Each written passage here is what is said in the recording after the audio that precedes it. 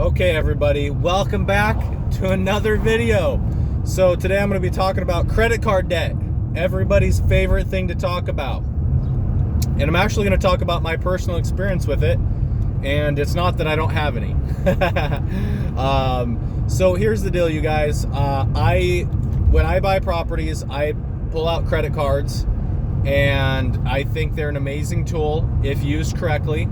I'm not with Dave Ramsey, who says, cut up your credit cards because you don't know how to use them. I believe that this is a skill that can be learned.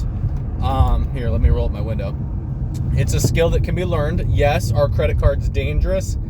Absolutely, if used incorrectly. Is debt dangerous? Absolutely, if it's used incorrectly, right? So you gotta know what you're doing. You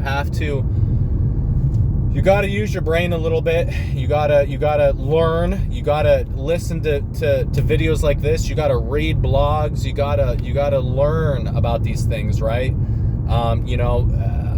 Is it dangerous to use a backhoe without knowing how to use it? Yes, you can swing that thing into the side of your house, right? So if you don't know what you're doing, a lot of things can be dangerous, right? Flying a plane, if you don't know what you're doing, dangerous. Same with credit cards. You guys get the point. So, is credit cards life or death dangerous? Probably not. But can it destroy you financially? Yes. So here's my situation, you guys. I bought a fourplex like 8 months ago, and every time I buy a new property, what I like to do, because I've usually put a substantial amount of money down as the down payment to buy the property, to show the banks that I'm serious. You have to put, sometimes 10-20% down on multifamily, even if you're owner occupying it. And here's the deal. I've come out of pocket a lot of money, right? So I don't want to come out of pocket any more money. So what I do is I get credit cards. I get credit cards that have 12-month, 18-month, no interest, right? And I put all of the renovations, all the Home Depot trips, all of the any material, any labor, anything that I can put on that credit card, I will, because it is a interest-free loan for a year. And that buys me some breathing room. That buys me some time to, renovate, the property, renovate, one of the units, so it's for rent, and I increase the amount of rent I was getting, right? And then I use that to make those payments on the credit card. But now, here's the fatal flaw in that plan. Is at some point, if you have, in my case, if you have 10, 20 grand, I have about 20 grand of credit card debt, right? And this comes from a bunch of different stuff. I've been invested in some things, some materials, renovations, paying contractors, etc. I have about 20 grand in credit card debt. And I do, thankfully, hand on the wheel, I do have enough cash to pay all that off. I can absolutely do that. Here's my struggle, and sorry if this is unrelatable, this is just the situation that I'm in. I have, about $45,000-$50,000 in stocks. And those are spread out through various things like a health savings account, a Roth account, a taxable brokerage account. But my returns have not been 20 or 30%.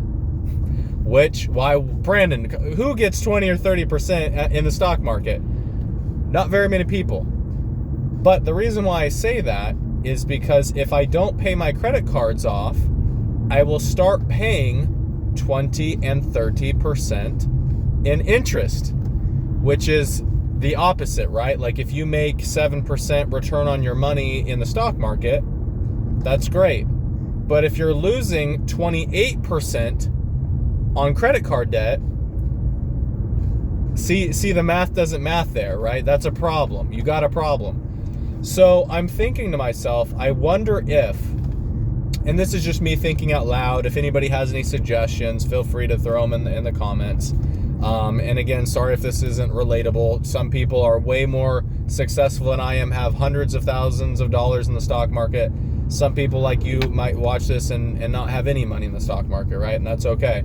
I'm wondering if I should take the money from my stock portfolio, my Roth, because you can take money from a Roth account. And if you guys want me to do a full video on Roths and different type of brokerage accounts, I can do that, not a problem. But my Roth account that I have has about $25,000-$30,000, right? Definitely enough to pay back my my credit cards. And here's the cool thing about a Roth.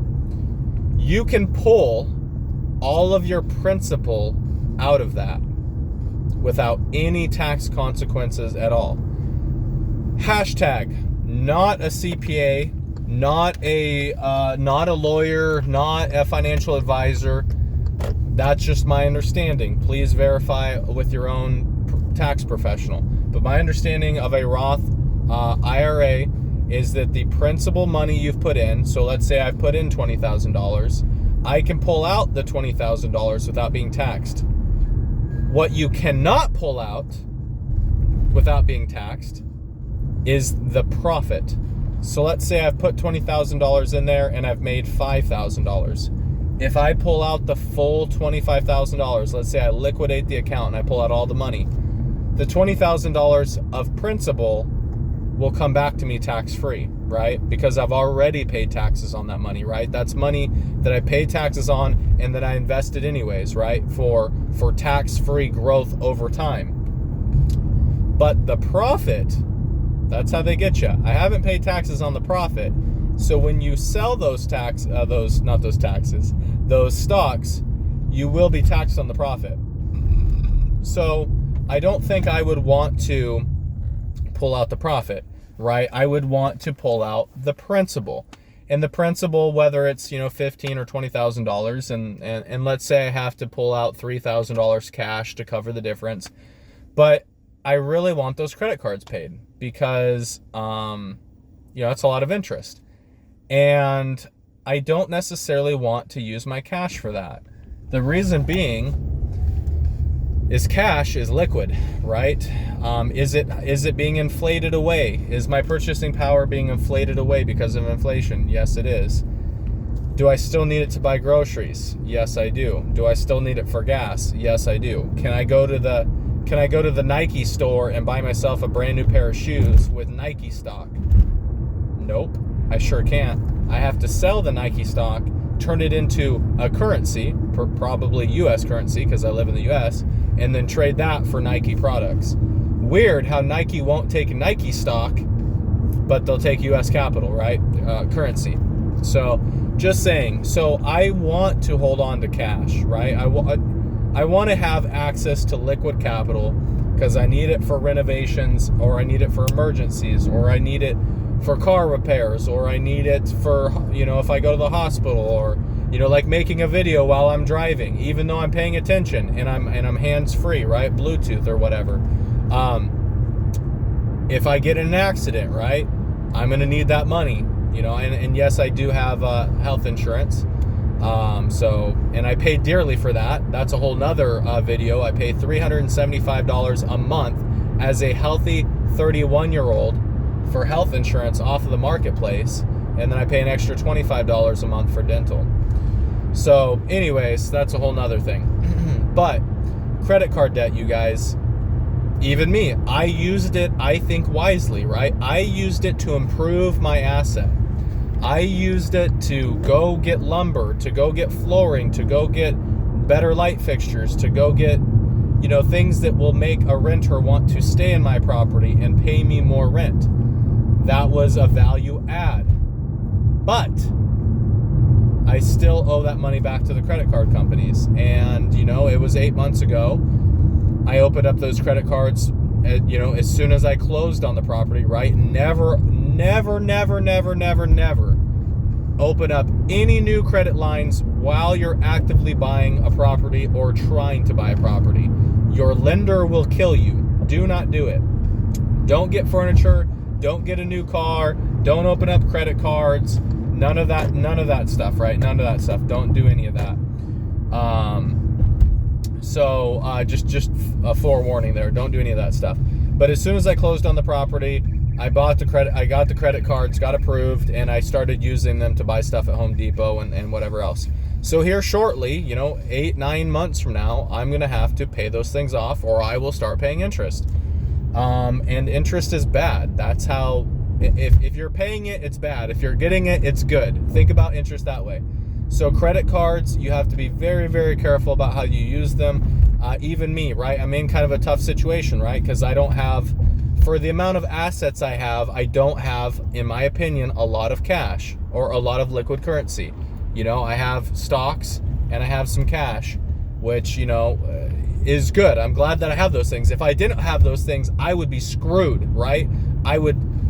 There's nothing I can do, right? Like, I'm working as much as I possibly can. I'm trying to, find properties that I can wholesale. I'm joint venturing, partnering with other people.